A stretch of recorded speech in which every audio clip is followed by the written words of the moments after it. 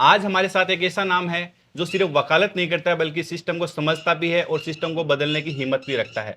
Law college Sikar में president का चुनाव जीतकर अपनी लीडरशिप साबित कर चुके और वर्तमान में सीकर में अपनी स्ट्रॉन्ग लीगल प्रैक्टिस के जरिए अपना नाम स्थापित कर चुके और अभी चल रहे बार काउंसिल ऑफ राजस्थान के मेंबर पद के उम्मीदवार एडवोकेट संदीप जी दीक्षित, आपका लहर मीडिया नेटवर्क में हार्दिक स्वागत है। नमस्कार। तो मैं सबसे पहले आपसे पूछना चाहूंगा कि आप एक तो अपना ब्रीफ नॉलेज अपने बारे में बताइए और बार काउंसिलिंग और राजस्थान के चुनाव लड़ने के पीछे आपकी क्या प्रेरणा है। देखो, मेरा नाम संदीप दीक्षित है। पहले मैं पिछले 7 साल से अधिक समय से सीकर में वकालत कर रहा हूँ। पूर्व में मैं विधि महाविद्यालय में छात्र रहते हुए छात्र संघ अध्यक्ष का मैंने चुनाव भी लड़ा है और अब मैं सीकर सेशन कोर्ट में वकालत करता हूँ। मुझे ये चुनाव है पिछले जब मैं कोर्ट में मेरा जब इनरोलमेंट हुआ, राजस्थान बार काउंसिल में जब मेरा इनरोलमेंट हुआ, उससे पूर्व में यह चुनाव 2018 में ये चुनाव हुआ, 19 में मेरा इनरोलमेंट हुआ। वहाँ से उसके बाद ये चुनाव मेरे वकालत के क्षेत्र में बाद पहला चुनाव है। तो ये चुनाव की लड़ने की प्रेरणा और इस चुनाव के मैदान में आने के पीछे का मुख्य कारण ये रहा कि ये जो चुनाव हर 4 साल से होने चाहिए। जो पिछली बार काउंसिलिंग टीम थी उसने लगातार बेवजह इसको इतना लंबा समय खींचा, तो मुझे लगा कि इस चुनाव में हमें आना चाहिए। वही आपकी जो पहचान है सिस्टम को बदलने की, वही बदलना चाह रहे हैं। बिल्कुल बिल्कुल, इस सिस्टम को बदलने के लिए हम ये चुनाव में लड़ रहे हैं। वैसे आपके लॉ फील्ड में आने का टर्निंग पॉइंट क्या रहा। मेरा कोई विशेष इसमें कोई कभी उद्देश्य नहीं रहा। मेरा कोई टारगेट नहीं था कि मैं वकालत करूँ, मैं लॉ फील्ड में आऊँ। नहीं, मेरे पूर्व में कोई फैमिली बैकग्राउंड मेरा इससे रिलेटेड रहा है। लेकिन मैं कॉलेज में छात्र राजनीति में एक्टिव था, मैं विद्यार्थी परिषद का कार्यकर्ता रहा। तो मैंने एज ए एजुकेशन एक नॉलेज के लिए, ठीक है छात्र राजनीति कर रहे हैं, कॉलेज में एक एडमिशन रहना चाहिए, एक छात्र नेता के रूप में विद्यार्थी होना जरूरी है। इस उद्देश्य से मैंने केवल LLB में एडमिशन लिया। फिर संयोगवश उसी प्रथम वर्ष के अंदर मुझे ABP की टिकट से चुनाव लड़ने का मौका मिला और साथियों का आशीर्वाद रहा, सहयोग रहा, मैं चुनाव में बिना विजयी किसी हुआ। विशेष उद्देश्य से कि आपने ये कोर्स जारी रखा और आप उसमें अपनी सीकर में बड़ी पहचान बना चुके हो। बिल्कुल बिल्कुल, मेरा कोई मोटिव नहीं था कि मैं वकालत में आऊँ। पूर्व में मैंने कोई निर्धारित भी नहीं कर रखा था कि मेरी सोच भी नहीं थी कि मैं वकालत की फील्ड में जाऊँगा। लेकिन परिस्थिति से मैं इस क्षेत्र में आया। उसके बाद यहाँ आने के बाद मुझे पता चला कि यहाँ बहुत स्ट्रगल है, बहुत संघर्ष है। तो आपने लॉ कॉलेज सीकर में प्रेसिडेंट का चुनाव जीता, तो उसमें आपका अनुभव कैसा रहा। मेरा अच्छा अनुभव रहा, बहुत ही अच्छा मेरा चुनाव हुआ था। विशेषकर मेरे जो साथी थे उन्होंने मेरा बहुत अच्छा सहयोग किया। उस बदौलत वही साथी आज जो मेरे लॉ कॉलेज में साथी रहे, जिन्होंने मेरे छात्र संघ के चुनाव में मेरा सहयोग किया, आज वही उन्हीं साथियों की बदौलत मैं ये बार काउंसिल ऑफ राजस्थान का चुनाव लड़ रहा हूँ। राजस्थान के विभिन्न जिलों में मेरे साथी आज वकालत कर रहे हैं, लीगल फील्ड में अपना नाम कमा रहे हैं, जमा रहे हैं। उन साथियों की बदौलत इतना बड़ा चुनाव मैं राजस्थान में लड़ने जा रहा हूँ। तो उस जो आपने प्रेसिडेंट से जो लीडरशिप थी आपकी, तो इस चुनाव में आपको क्या इफेक्ट, कहाँ इफेक्ट कर रही हो आपको। देखो, उस लीडरशिप से मुझे फ़ायदा या नुकसान कहीं भी नहीं है। ये इस चुनाव में जहाँ भी मैं जा रहा हूँ तो मुझे एक आइडेंटिफिकेशन की या किसी चुनाव कैंपेन करवाने के लिए मुझे किसी एक ऐसे सहयोगी की ढूंढने की आवश्यकता नहीं पड़ती कि आज जैसे मान लो मैं हनुमानगढ़ कॉलेज में कोर्ट में जा रहा हूँ, मैं कभी गंगानगर जा रहा हूँ, कभी मैं अलवर जा रहा हूँ, कभी मैं सवाई माधोपुर जा रहा हूँ, तो मुझे ये आवश्यकता महसूस नहीं हुई कि यहाँ मेरे साथ कोई मेरा लोकल साथी नहीं है। मैं जहाँ भी गया मुझे मेरे साथी कार्यकर्ता, मेरे कॉलेज के साथी, मेरे विद्यार्थी परिषद जीवन के साथी मुझे वहाँ मिले, मेरा अच्छा संपर्क करवाया। बहुत ही अच्छा मेरा अनुभव रहा है। तो आपको इलेक्शन लड़ने के साथ साथ आपके विद्यार्थी परिषद का जो जीवन था, उसके जो साथी थे, उनका अनुभव भी काम में आ रहा है। बिल्कुल बिल्कुल बिल्कुल, मेरा उन विद्यार्थी परिषद के सभी साथियों का सहयोग मुझे निरंतर मिल भी रहा है और उनका सहयोग मुझे काफ़ी अच्छा मिल तो रहा है। आपका कोई अन्य अनुभव है जो आपको इलेक्शन में उतरने के लिए प्रभावित किया है। मेरा सबसे बड़ा जो जिस चीज़ ने मुझे प्रभावित किया कि इस चुनाव में आपको आना चाहिए, वो ये था कि वर्तमान में सबसे ज़्यादा संख्या जो राजस्थान के अंदर है एडवोकेट्स की, वो यूथ की है। और आज यूथ एडवोकेट है वो बिल्कुल ही आर्थिक अस्थिरता के दौर से गुजर रहा है। क्योंकि वो जब कोर्ट कैंपस में आता है तो उसकी उम्र 24 के लगभग अराउंड हो जाती है और उस दौर में उसकी सारी चीज़ें, उसकी लाइबिलिटी, परिवार की खुद की लाइबिलिटी उस पर होती है और उस दौर में उस समय उसके पास आर्थिक संसाधन की कमी रहती है, तो वो बहुत डिस्टर्ब रहता है। तो मैं ये सोच रहा हूँ कि जब यूथ के लिए मैं इस चुनाव के माध्यम से यूथ के लिए कुछ कर सकूँ, यूथ एडवोकेट्स के चलो, लिए कुछ कर आपने सकूँ। यूथ का क्वेश्चन उठाया, लेकिन आज राजस्थान में एडवोकेट्स की सबसे बड़ी प्रॉब्लम क्या है जो खुलकर सामने नहीं आती है। आज राजस्थान में सबसे बड़ी एडवोकेट्स की प्रॉब्लम ये है कि उनको उनके लगातार जो क्षेत्राधिक उनके जो जो प्रैक्टिस ऑफ एरिया है वो कम किए जा रहे हैं। जहाँ रिप्रेजेंटेशन जहाँ कहीं जहाँ एक्ट अप्लाई होता है वहाँ एडवोकेट्स की उपस्थिति प्राइमरी होनी चाहिए, क्योंकि जहाँ एक्ट अप्लाई होता है, जहाँ कानून अप्लाई होता है, वहाँ एडवोकेट्स की उपस्थिति आवश्यक होनी चाहिए, ताकि उनको रोजगार भी सृजन होगा और लोगों को न्यायिक लाभ भी मिलेगा उससे, क्योंकि हर व्यक्ति को कानून की जानकारी नहीं होती। अगर वो अपने साथ अगर किसी अधिवक्ता को अपने जहाँ कानून की आवश्यकता थी वहाँ वो साथ रखेगा तो उनको उसका निस्संदेह लाभ भी मिलेगा। बिल्कुल। तो आपने यंग लॉयर्स की जो बात की, तो वो सबसे ज़्यादा स्ट्रगल करते कहाँ पे, स्किल में या सिस्टम में? देखो दोनों चीज़ें हैं यहाँ। स्किल्स की कोई कमी नहीं है यूथ के पास, क्योंकि आज का समय जो डिजिटल दौर चल रहा है, तो स्किल्स में फुल है। लेकिन सबसे बड़ी कमी है कि सिस्टम में बहुत बड़ी कमी है। सिस्टम में ये कमी है कि 10 साल 12 साल तक एक एडवोकेट जब तक जूनियरशिप में रहता है, तब तक वो उसकी जो वो उसका जो असली निखार है वो नहीं आ पाता, क्योंकि उसको इंडिविजुअल प्रैक्टिस का अवसर नहीं मिल पाता। जब तक इंडिविजुअल प्रैक्टिस का अवसर नहीं मिल पाएगा उसको, तो वह जो उसका नॉलेज है उसको अप्लाई कहीं नहीं कर पाएगा। तो मैं समझता हूँ कि सिस्टम में भी कमी है, स्किल्स में कोई कमी नहीं है। मैं जानता हूँ कि चाहता हूँ कि जो छोटे छोटे मामले हैं, छोटे छोटे हमारे सीनियर्स एडवोकेट्स हैं, उनको छोटे छोटे मामलों की रिप्रेजेंटेशन देने का अवसर यूथ एडवोकेट को देना चाहिए, ताकि उनकी प्रतिभाएं आगे आ सके। वर्तमान में क्या बार काउंसिल उनकी समस्याओं का समाधान कर पा रही है? देखो, ये बार काउंसिल ऑफ राजस्थान से का मेंबर होने के नाते, मेंबर तो मैं हुई, अभी इलेक्शन लड़ रहा हूँ, इलेक्टेड मेंबर मैं बनूंगा, तो मेरा एक मोटिव रहेगा कि जो एडवोकेट्स हैं वो लॉ करने के बाद उनके साथ जैसे उनका बार काउंसिल में रजिस्ट्रेशन होता है, तो उनके लिए जैसे एक जुडिशियल ट्रेनिंग एकेडमी होती है, उसी के हिसाब से कि एडवोकेट ट्रेनिंग एकेडमी अगर बन जाए, तो एडवोकेट्स को 2 साल 3 साल 4 साल जो कोर्ट के अंदर ट्रायल सीखने के नाम पर जो उनको संघर्ष करना पड़ता है वो उनका कम हो जाएगा, क्योंकि जो भी बेसिक चीज़ें हैं एकेडमी से वो सीख कर आ बिल्कुल, उसी में सकते हैं। क्लियर हो जाएगी। तो जो वेलफेयर फंड और पेंशन स्कीम जो चलती है, तो उसको लेकर आपकी क्या योजना है इसमें बार काउंसिल? देखो, मेरा कहना है कि वेलफेयर फंड और पेंशन स्कीम और मेडिकल इंश्योरेंस क्लेम, ये सब चीज़ें आवश्यकताएं हैं, मूलभूत आवश्यकताएं, ये मिलनी ही चाहिए।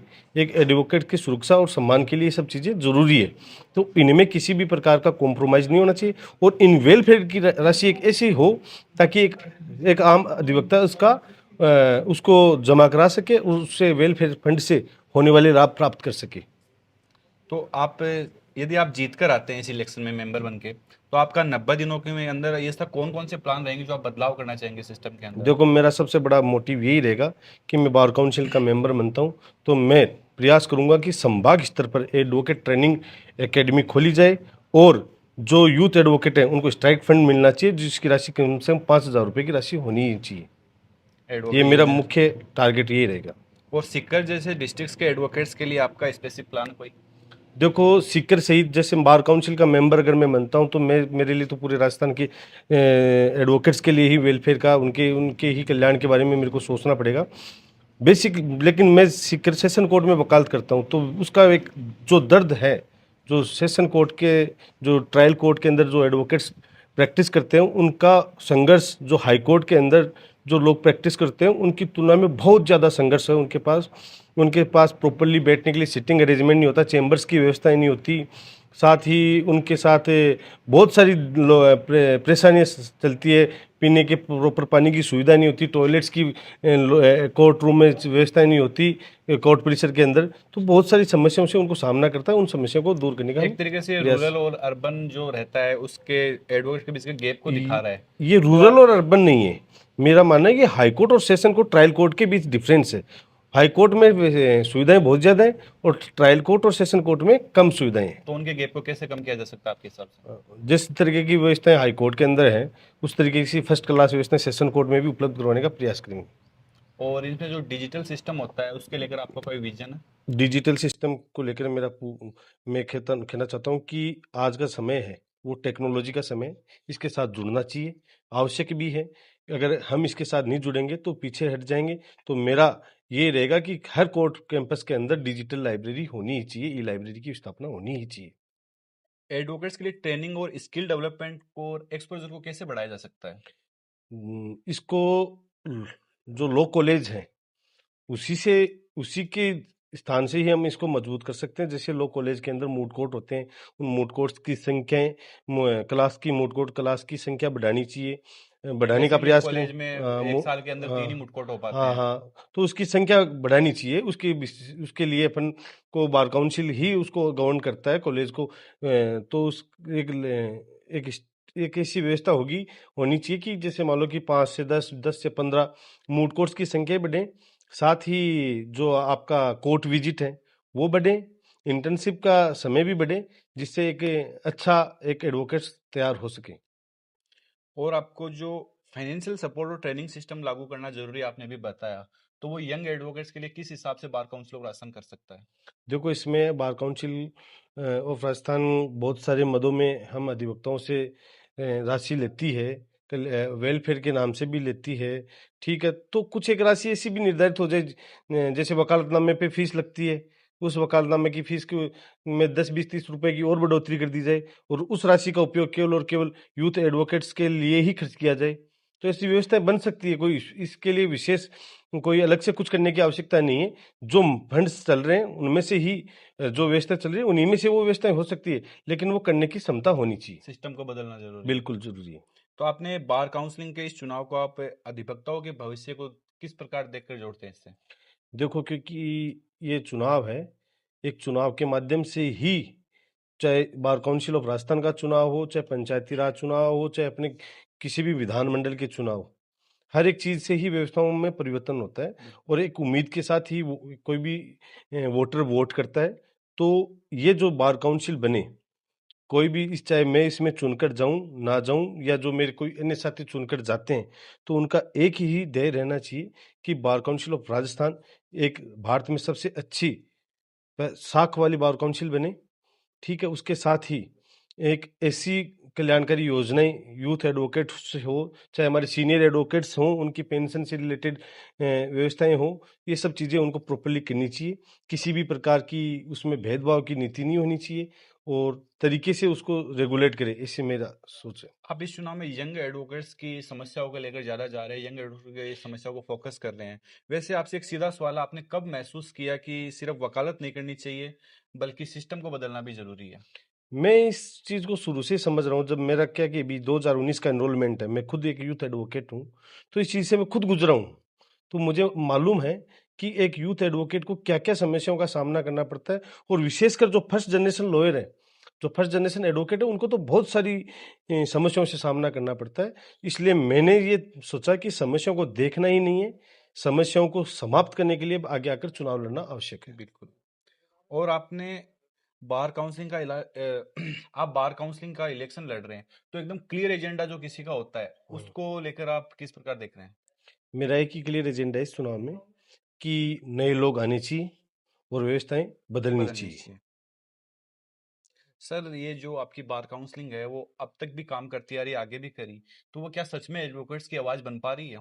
देखो, कुछ स्तर पर किया भी है उन्होंने, लेकिन कहीं कहीं कहीं ना कहीं खामियां भी रही हैं। इसीलिए हम उस जो खामियां रही उनको बदलने के लिए चुनाव लड़ रहे हैं। जैसे कई क्षेत्र में भी अपन बात करें, मैं पहले भी बता चुका हूँ कि जैसे मान लो कि यूथ एडवोकेट के लिए उनको उनकी स्टेबिलिटी के लिए, उनकी इकोनॉमिक कंडीशन को समझ लेके उनके लिए स्टाइफंड की आवश्यकता की व्यवस्थाएं करवानी आवश्यक है। उनके लिए ट्रेनिंग एकेडमिक कैंप की आवश्यकता है। ये सब चीज़ें कहीं ना कहीं खामियां रही हैं, उन सबको दूर करने के लिए ही हम चुनाव लड़ रहे हैं। आप इस चुनाव में देखते हैं, जैसे नॉर्मल चुनाव होते हैं, विधायक सरपंच जो भी होते हैं, तो उनमें जातिवाद और पैसे का बोलबाला ज्यादा रहता है, हम देखो। तो क्या इस बार काउंसलिंग के चुनाव भी ये सब देखने को मिलता है, जातिवाद या पैसे का दबदबा? कुछ स्तर पर ये देखने को मिलता है, लेकिन ऐसी व्यवस्थाएं एक कुछ लोगों की एक मानसिकताएं होती हैं वो, लेकिन यहाँ थोड़ा कम है।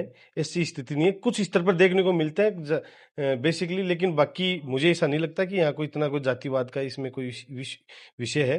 बाकी एक अधिवक्ता अपने आप में एक अलग समुदाय है, एक अपना समाज बिल्कुल है, बिल्कुल। वहाँ किसी प्रकार का कोई जातिवाद नहीं है, और सभी एक अच्छे लोगों को चुनने का प्रयास करेंगे, ये मेरी सोच है। अगर आपको एडवोकेट्स को, जूनियर एडवोकेट्स और जो सीनियर एडवोकेट्स कोई भी हो, हम्म। उनको आपको चुनने का एक कोई स्पेसिफिक रीजन देना चाहोगे, तो आप क्या देना चाहोगे वो? मैं कहता हूँ कि बार काउंसिल में देखो 12 सीटें इस बार सीनियर के लिए रिजर्व है, कि उनमें सीनियर ही चुने जा सकते हैं। तो मेरा एक निवेदन है, मैं सोचता हूँ कि जो जूनियर्स के लिए एक तरह की रिजर्वेशन नहीं है उसमें, लेकिन फिर भी 11 सीटें अगर जूनियर्स के लिए आप छोड़ रहे हो तो उनमें कम से कम जूनियर्स को ही आप चुनकर भेजें, ताकि जूनियर एडवोकेट्स की आवाज़ जूनियर ही उठा सकते हैं, बिल्कुल वही क्योंकि सिस्टम जिस हो। वर्ग से जो आएगा वो उसी वर्ग की बात करेगा। एक जूनियर एडवोकेट अगर चुनकर जाएगा वहाँ, तो जूनियर एडवोकेट्स के वर्ग की वो बात वहाँ करेगा। तो सीनियर और जूनियर में कितने इयर्स की वो प्रैक्टिस का डिफरेंस माना जाता है? ऐसा कोई स्पेसिफिक डिफरेंस नहीं, लेकिन 10 साल से अधिक की वकालत वालों को इसमें कैटेगराइज किया गया है, कि उनको सीनियर मानकर कैटेगराइज किया गया है। बाकी 10 साल से जो जिनकी वकालत कम है उनको जूनियर मानकर कैटेगराइज किया गया इस चुनाव में। आपको क्या लगता है बार काउंसलिंग के चुनाव में पॉलिटिक्स हावी ज्यादा है या प्रोफेशनलिज्म? देखो, पॉलिटिक्स जो इसमें ज़्यादा हावी नहीं है, प्रोफेशनलिज्म ही हावी है। जो व्यक्ति का व्यक्तिगत व्यवहार यहाँ ज़्यादा काम चलता है, किसी पार्टी की विचारधारा यहाँ कम प्रभावी है। यहाँ व्यक्तिगत व्यवहार और प्रोफेशनलिज्म ही चलता है। तो आपको क्या लगता है कुछ लोग यहाँ पे सिर्फ पावर के लिए भी चुनाव लड़ते हैं, जैसे देखा जाता है सरपंच वगैरह बनते हैं तो वो पावर को ज्यादा प्रेफर करते हैं, तो इसमें भी ऐसा कुछ देखने को मिलता है? एक ऐसी धारणा बनी हुई है कि कुछ लोग केवल अपनी व्यवस्थाओं के लिए इस ये चुनाव में पार्टिसिपेट करते हैं, लेकिन मेरा मानना इसमें कम है कि ऐसी व्यवस्थाएं है। ये केवल धारणा हो सकती है, क्योंकि पावर इसमें कोई ऐसा कोई विशेष पावर तो है नहीं कि जिससे कोई अन्यथा लाभ कमाया जा सके। ऐसी स्थिति बार काउंसिल का इलेक्शन लड़कर कोई व्यक्ति प्राप्त नहीं कर सकता। इसमें केवल और केवल एडवोकेट्स के कल्याण की योजनाएं बनाने के लिए ये इस काउंसिल का निर्माण होता है। ऐसी कोई विशेष मेरी समझ से बाहर है कि कोई ये गलत ही लगता है मेरे को कि अगर कोई आदमी इस धारणा से चुनाव लड़े कि मैं पावर जनरेट कर लूं, तो ये गलत है। तो आप जैसे मान लो इलेक्शन का चुनाव ही सब मेंबर का लड़ रहे हो, आप जीत के सिस्टम में चले जाते हो, तो कभी मान लो सिस्टम किसी जगह पे गलत होगा तो क्या आप उस सिस्टम के खिलाफ खड़े होंगे और आवाज उठाएंगे? बिल्कुल, बिल्कुल, मेरे अधिवक्ता साथियों के कल्याण के बारे में अगर उनकी किसी भी मान-सम्मान, सुरक्षा के खिलाफ अगर कोई बात बनती है, तो मैं बिल्कुल पुरज़ोर तरीके से उसका विरोध करूँगा। आप एक सामान्य वकील होने के नाते ये बताएंगे कि आप कहीं ये लगता है कि उसकी आवाज सुनी नहीं जा रही है आगे, ऐसा कभी हुआ है? कुछ जगह लगता है ऐसा, कहीं हम बार-बार देखते हैं, कई पुलिस थानों में अधिवक्ताओं के साथ बदतमीज़ियाँ होती है। कई बार कहीं गवर्नमेंट डिपार्टमेंट्स में भी एडवोकेट्स के साथ बदतमीज़ी होती है, जबकि ऐसा होना बिल्कुल गलत है। तो इन चीज़ों में मुझे देखते हुए लगता है। बाकी न्यायालय परिसर में भी कई जो कोर्ट कर्मचारी हैं, वो भी जो यंग लॉयर हैं, उनके साथ बदतमीज़ी करते हैं। तो कहीं न कहीं यंग लॉयर को इन सब सारी समस्याओं से ज़्यादा सामना करना पड़ता है। तो आपको कहीं लगता है कि जैसे यंग लॉयर्स हैं या और भी कोई सामान्य वकील है तो उनको ये असहजता महसूस होती है, तो उसके लिए कोई अलग से कानून या ऐसा कोई बनाया जाए कि उनके साथ अभद्रता हो रही है तो उसके लिए कोई कार्यवाही का प्रावधान वगैरह बिल्कुल, हो? एडवोकेट प्रोटेक्शन एक्ट बना भी है, लेकिन उसमें कुछ चीज़ें चीज़ें की सुधार, कुछ तथ्यों की सुधार, कुछ कानूनी बातों की सुधार करना आवश्यक है। तो उसको थोड़ा एडवोकेट प्रोटेक्शन एक्ट है, उसको मजबूत बनाने का रूप में काम किया जाएगा। जैसे बार काउंसिलिंग के पहले भी सदस्य रहे हैं और भी चुनाव होते हैं अध्यक्ष अध्यक्ष उपाध्यक्ष महासचिव वगैरह के, तो आप क्या सोचते हैं इसमें नए चेहरों की आवश्यकता है ऊपर सिस्टम में? बिल्कुल, नए चेहरों की आवश्यकता है, क्योंकि एक नया व्यक्ति ही बदलाव ला सकता है, क्योंकि पुराने व्यक्ति पुराने डरे वो पे तो उसी चलेंगे। ढांचे पे लेके चलेंगे कि हाँ, जैसे बिल्कुल, चलता आ रहा है वैसे चलना बिल्कुल, चाहिए। बिल्कुल। तो आप जो और भी कैंडिडेट्स हैं, मैं भी 300 प्लस कैंडिडेट इस बार नहीं, नहीं, 234 कैंडिडेट हैं टोटल इसमें। 234, हाँ, तो तो इसमें आप बाकी कैंडिडेट से खुद को किस प्रकार अलग मानते हैं कि यो एडवोकेट्स आपको वो चुने मेंबर के लिए? देखो, मैं जो अपने आप को इसलिए अलग मानता हूँ कि जो 234 कैंडिडेट हैं, उनमें 11 एडवोकेट्स ही हैं जो जूनियर को मेरे मेरे से जूनियर हैं। और मोस्टली 200 प्लस जो कैंडिडेट्स हैं वो सीनियर हैं। तो मैं समझता हूँ कि जो जूनियर एडवोकेट हैं, तो उनका सहयोग जूनियर एडवोकेट्स की तरफ भी जाएगा। इसलिए मैं अपने आप को स्ट्रॉन्ग पोजीशन में देख रहा हूँ। जूनियर एडवर्ड्स के साथ आपने आपको स्ट्रॉन्ग पोजीशन में मान के आप बिल्कुल, उसकी बिल्कुल, आपके अभी क्वेश्चंस में देखने को मिला कि आप उनकी आवाज प्रखरता से उठा रहे हैं। बिल्कुल, बिल्कुल। तो आप आपको सिर्फ ऐसा क्या लगता है जो सिर्फ आप ही डिलीवर कर सकते हैं, बाकी जो और भी कैंडिडेट्स हैं वो डिलीवर नहीं कर सकते? ऐसा कुछ नहीं है। मैं पूर्व में भी मैंने छात्र जीवन में भी लीडरशिप की है, मैंने कॉलेज की प्रेसिडेंट के रूप में भी लीडरशिप की है, ठीक है? मैं छात्र राजनीति में, छात्र संगठन में भी मैंने काफ़ी काम किए हैं।